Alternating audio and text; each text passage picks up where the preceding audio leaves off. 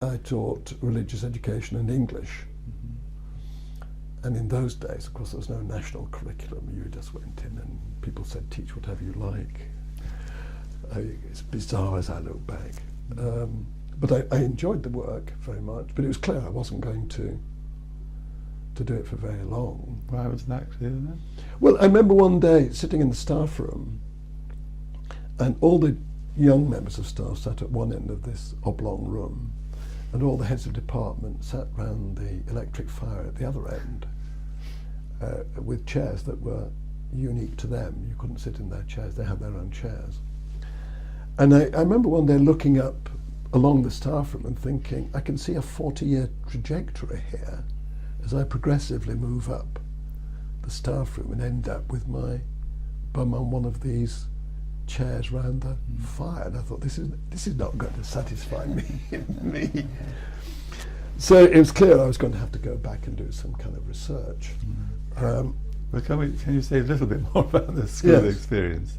Because, I mean, this is the only time, apart from the research, that you've taught, isn't it, in a school? Am I wrong about that? Taught as a paid teacher, yes. I did teach later in the school I studied in. Yes, I know, yes. But yes, the only time I taught as a full-time teacher. Yes, so I think it would be very interesting to hear more about your experience of being a full-time teacher. Well, in those days, it was very much sink or swim. I was an untrained graduate. I mean, I could have done a PGC, but everyone told me it was a waste of time. So, of course, I didn't do it. Why would I do something that was a waste of time? So I just walked in, and the bizarre thing was you were given a class of, you were made the form teacher of a set of new boys when you were completely new to the school. So, of course, they asked me questions which I didn't know. I didn't even know the geography of the wretched place. But it was sink or swim, and a group of people had come in when I did, several young teachers had come in, including several Oxbridge people.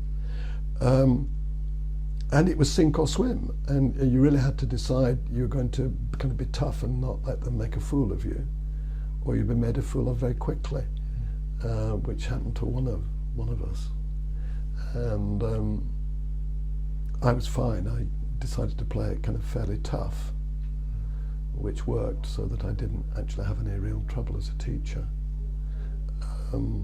Whereas this other chap who I shared digs with for a period did and never recovered really from it, because kids can be very hard on you. But I enjoyed teaching,